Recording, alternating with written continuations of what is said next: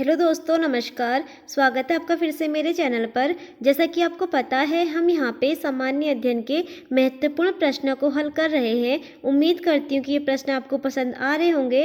तो चलिए शुरू करते हैं। आज के जो हमारे प्रश्न हैं, पहला प्रश्न है, मानव की आखेटक और खाद्य संग्रह की अवस्था किस काल से जुड़ी हुई है। तो हमें बताना है कि मानव की जो आखेटक और खाद्य संग्रह की अवस्था है, ये किस काल से जुड़ी हुई है। तो इसका जो राइट आंसर है यहाँ पे वो है पुरापाषाण काल। ठीक है, पुरापाषाण काल से यहाँ पे मानव की आखेटक और खाद्य संग्रह की अवस्था यहाँ पे जुड़ी हुई है।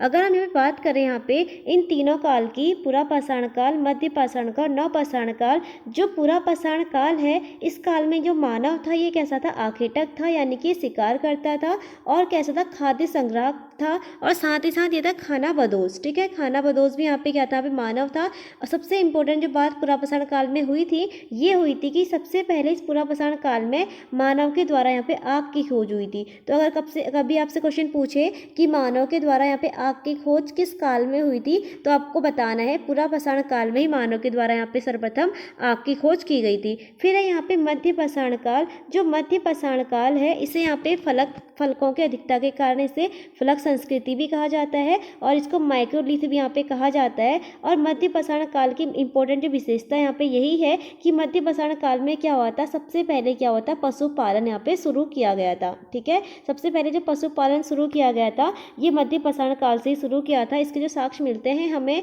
एक जगह पड़ती है कहाँ, मध्य प्रदेश में आदमगढ़।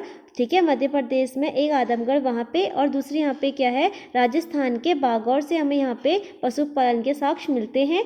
फिर आता है नवपाषाण काल। अब जो नवपाषाण काल है, इस काल में सबसे पहले मानव ने यहाँ पे खेती करना शुरू किया था। और इसी काल में मानव के द्वारा पहिए का निर्माण भी किया गया था। और मानव ने यहाँ पे मनका बनाना भी यहाँ पे शुरू किया था। ये भी आपको इसमें याद रखना है। ठीक है, अगला प्रश्न है यहाँ पे हमारा कि कपास के प्राचीनतम साक्ष्य कहाँ से प्राप्त हुए हैं। तो कपास के जो प्राचीनतम साक्ष्य प्राप्त हुए हैं, ये हुए हैं कहाँ से, मेहरगढ़ से। ठीक है, मेहरगढ़ से यहाँ पे कपास के क्या हुए, प्राचीनतम साक्ष्य प्राप्त हुए हैं। अब जो मेहरगढ़ है, ये कहाँ पड़ता है, ये पड़ता है पाकिस्तान में। ठीक है, मेहरगढ़ कहाँ पड़ता है, ये पड़ता है कहाँ, पाकिस्तान में पड़ता है। अब इस मेहरगढ़ से कपास के प्राचीनतम साक्ष्य के अलावा यहाँ से और भी चीज़ें हमें प्राप्त हुई है। ठीक है, इस मेहरगढ़ से यहाँ पे भारतीय उपमहाद्वीप में कृषि के प्राचीनतम साक्ष्य प्राप्त हुए हैं। तो अगर कभी आपसे पूछे कि कृषि के प्राचीनतम साक्ष्य कहाँ से प्राप्त हुए हैं, तो ये मेहरगढ़ से ही प्राप्त हुए हैं। यहाँ पे क्या हुआ था, सबसे पहले यहाँ पे गेहूँ और जौ की यहाँ पे क्या की गई थी,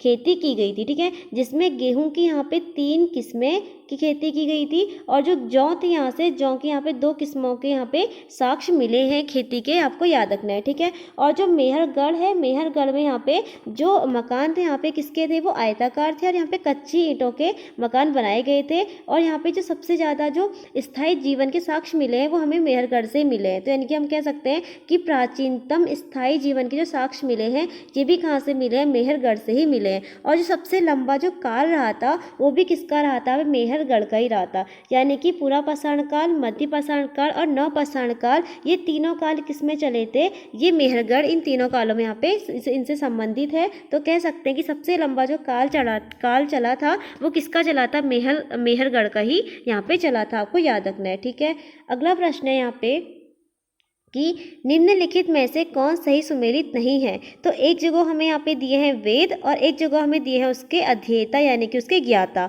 ठीक है, पहला कह रहा है यहाँ पे जो ऋग्वेद है, ऋग्वेद के ज्ञाता को होत्री कहते हैं, बिल्कुल सही है। अगला कह रहा है यजुर्वेद, यजुर्वेद के ज्ञाता को अथर्वणा कहते हैं, बिल्कुल सही है। अगला कह रहा है यहाँ पे सामवेद, सामवेद के ज्ञाता को कह रहा है कि विश्वामित्र कहते हैं, बिल्कुल गलत है। ठीक है, सामवेद के ज्ञाता को क्या कहते हैं, उद्गाथा। आपको याद रखना है, सामवेद के ज्ञाता को विश्वामित्र नहीं कहते हैं, क्या कहते हैं, उद्गाथा कहते हैं। जबकि अथर्ववेद के ज्ञाता को क्या कहते हैं, ब्रह्म कहते हैं। आपको याद रखना है। ठीक है, अगर हम बात करें कि सबसे प्राचीन जो वेद है वो कौन सा है, तो इन चारों वेद में सबसे जो प्राचीन वेद है वो कौन सा है, ऋग्वेद सबसे प्राचीन वेद है। और जो सबसे नवीनतम वेद है, जो सबसे बाद में लिखा गया है, वो कौन सा वेद लिखा गया है, वो अथर्ववेद यहाँ पे लिखा गया है। आपको याद रखना है। ठीक है, अगला प्रश्न है यहाँ पे हमारा कि जैन मूर्ति पूजा का प्राचीनतम प्रमाण किस अभिलेख से मिला है। तो जैन मूर्ति पूजा का प्राचीनतम जो प्रमाण मिला है ये किस अभिलेख से मिला है। तो इसका जो राइट आंसर है यहाँ पे वो है हाथी गुम्फा अभिलेख। हाथी गुम्फा अभिलेख से यहाँ पे जैन मूर्ति पूजा का प्राचीनतम प्रमाण यहाँ पे मिला है। अब जो ये हाथी गुम्फा अभिलेख है ये किसका है, तो ये है कलिंग नरेश खारवेल का। ठीक है, कलिंग नरेश खारवेल का यहाँ पे हाथी गुम्फा अभिलेख है। ठीक है, जो किस भाषा में लिखा गया है, प्राकृत भाषा में लिखा गया है। और जो इसकी लिपि है ये सामान्यतः कैसी है, ब्राह्मी लिपि में। ठीक है, तो आपको याद रखना है इसकी भाषा कैसी है, प्राकृत भाषा है। और जो इसकी लिपि है ये कैसी है, ब्राह्मी लिपि है। ये भी आपको यहाँ पे याद रखना है। ठीक है, अगला प्रश्न है यहाँ पे कि मौर्य काल में पौतवाध्यक्ष होता था। तो मौर्य काल में जो पौतवाध्यक्ष होता था इसका जो मेन काम था, इसका कार्य क्या हुआ करता था, तो ये था माप तोल का अधिकारी। ठीक है, मौर्य काल में जो पौतवाध्यक्ष था ये क्या था, यहाँ पे माप तोल का यहाँ पे अधिकारी था। अगर बात करें यहाँ पे जो सीमावर्ती दुर्गों का रक्षक था इसे क्या कहा जाता था, तो सीमावर्ती दुर्गों का जो रक्षक है ये कहते थे किसको, अनंत पाल को। ठीक है, ये कहते थे अनंत पाल को यहाँ पे सीमावर्ती दुर्गों का रक्षक कहा जाता था। फिर है यहाँ पे सम्राट का अंगरक्षक। तो जो सम्राट का अंगरक्षक होता था इसे कहा जाता था अंतवर्षिक। ठीक है, किसे कहा जाता था, अंतवर्षिक को कहा जाता था। और राजस्व विभाग का जो सर्वोच्च अधिकारी होता था ये कहा जाता था समाहर्ता को। ठीक है, ये किसे कहा जाता था, ये कहा जाता था समाहर्ता को। आपको याद रखना है। ठीक है, अगला प्रश्न है यहाँ पे, निम्नलिखित में से किसकी रचना हर्षवर्धन के द्वारा नहीं की गई है। तो हमें बताना है कि इनमें से किसकी रचना जो है वो हर्षवर्धन के द्वारा नहीं की गई है। तो पहला कह रहा है यहाँ पे प्रियदर्शिका जो हर्षवर्धन के द्वारा की गई है, बिल्कुल सही है। अगला है यहाँ पे रत्नावली, इसकी रचना भी हर्षवर्धन के द्वारा की गई है। अगला है यहाँ पे नागानंद, इसकी रचना भी हर्षवर्धन के द्वारा की गई है। अगला यहाँ पे कादम्बरी, ये हर्षवर्धन के द्वारा यहाँ पे नहीं की गई है। जो कादम्बरी है इसकी रचना हर्षवर्धन के दरबार में रहते थे बाणभट्ट।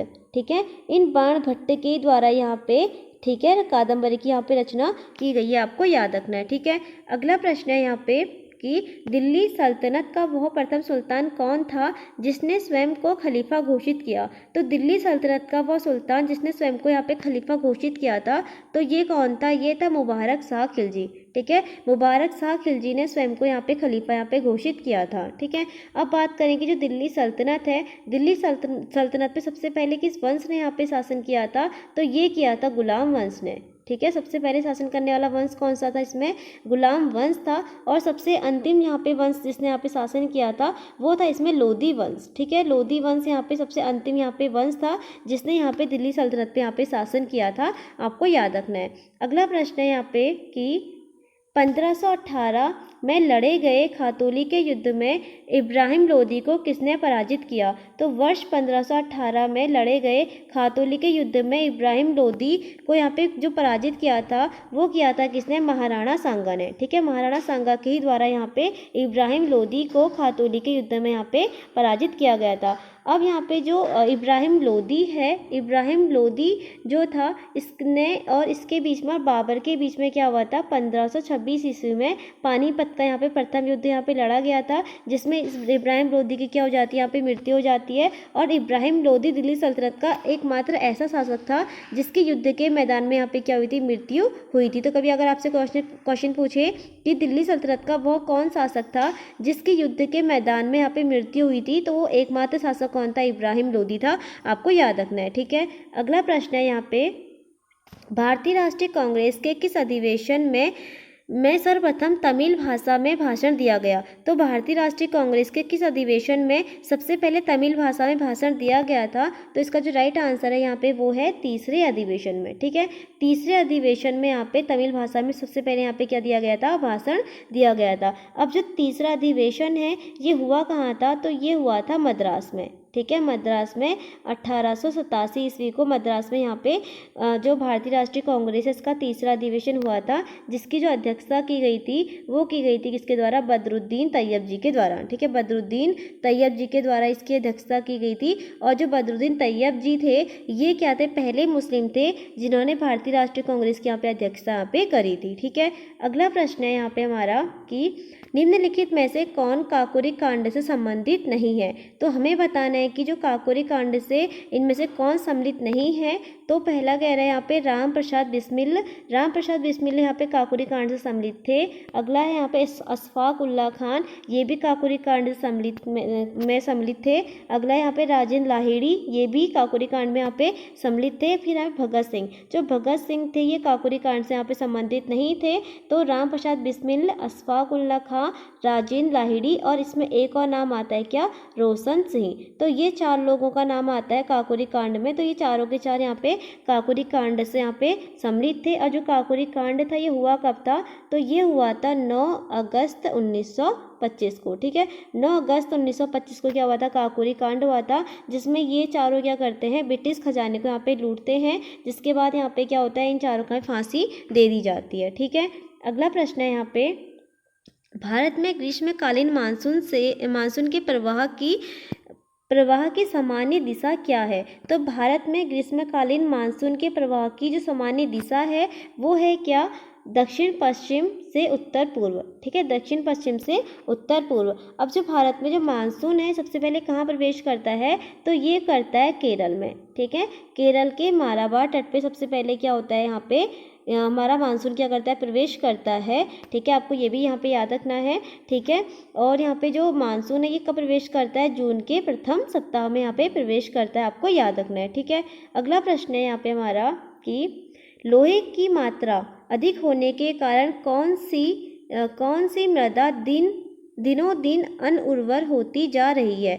तो लोहे की मात्रा अधिक होने के कारण कौन सी जो मृदा है वो दिनों दिन अनउर्वर होती जा रही है। इसका जो राइट आंसर है यहाँ पे वो है लैटेराइट मृदा। ठीक है, जो लैटेराइट मृदा है वो लोहे की अधिकता के कारण दिन पर दिन कैसी होती जा रही है, अनउर्वर होती जा रही है। ठीक है, अब जो ये लैटेराइट मृदा है ये मतलब सामान्यतः कहाँ पाई जाती है, तो ये मेनली कहाँ पाई जाती है, ये पाई जाती है मालाबार तटीय प्रदेश में। ठीक है, कहाँ पाई जाती है, मालाबार तटीय प्रदेश में पाई जाती है। कह सकते हैं हम कहाँ कह सकते हैं, हम कह सकते हैं केरला, कर्नाटका और महाराष्ट्र के क्षेत्र में ये क्या होती है, पाई जाती है। जो ये लैटेराइट मृदा है ये किसके लिए सबसे ज़्यादा उपयुक्त होती है, तो ये चाय बागानों के लिए यहाँ पे सबसे ज़्यादा क्या होती है, ये उपयुक्त मानी जाती है। आपको ये भी याद रखना है। ठीक है, अगला प्रश्न है यहाँ पे हमारा, अरावली पर्वत निम्न में से किसका उदाहरण है। तो जो अरावली पर्वत है ये किसका उदाहरण है, तो ये है अवशिष्ट पर्वत का उदाहरण। ठीक है, अरावली पर्वत यहाँ पे अवशिष्ट पर्वत का यहाँ पे क्या उदाहरण है। जो अरावली पर्वत है ये कहाँ है, ये है राजस्थान में। और जो इसकी सबसे ऊंची चोटी है वो कौन सी है, गुरु शिखर।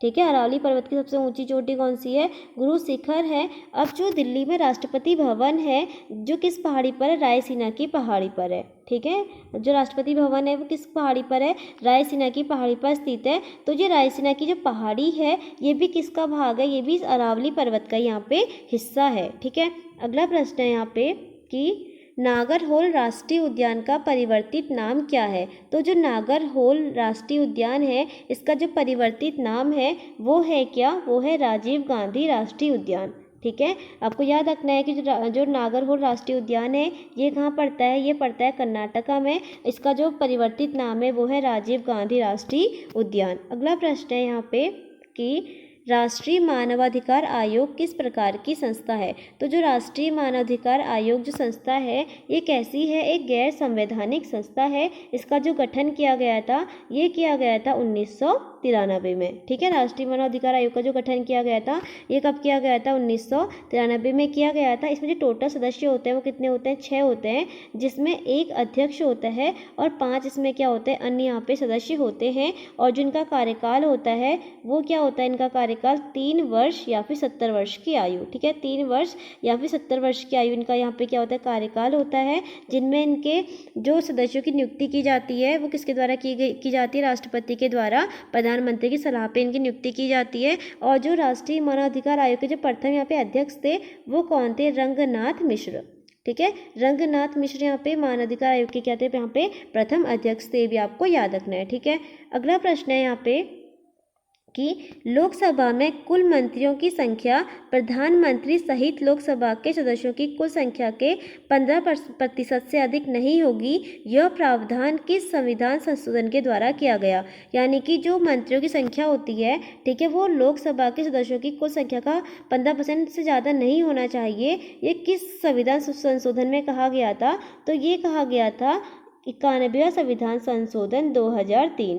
ठीक है, 91वां संविधान संशोधन 2003 के तहत ही ये कहा गया था कि जो यहाँ पे मंत्रियों की संख्या होनी चाहिए वो लोकसभा के सदस्यों की कुल संख्या से 15% से अधिक यहाँ पे नहीं होनी चाहिए। अगला प्रश्न है यहाँ पे कि संविधान के किस अनुच्छेद में मंत्रिमंडल शब्द का प्रयोग किया गया है? तो संविधान के किस अनुच्छेद में मंत्रिमंडल शब्द का प्रयोग किया गया है? तो ये प्रथम और आखिरी बार किया गया है, एकमात्र बार किया गया है। यह अनुच्छेद 352 के 3 में। ठीक है, 352 के 3 में यहाँ पे हमें मंत्रिमंडल शब्द का यहाँ पे प्रयोग किया गया है। ठीक है, अगला प्रश्न है यहाँ पे कि हैदराबाद रियासत का भारत में विलय किसके तहत किया गया?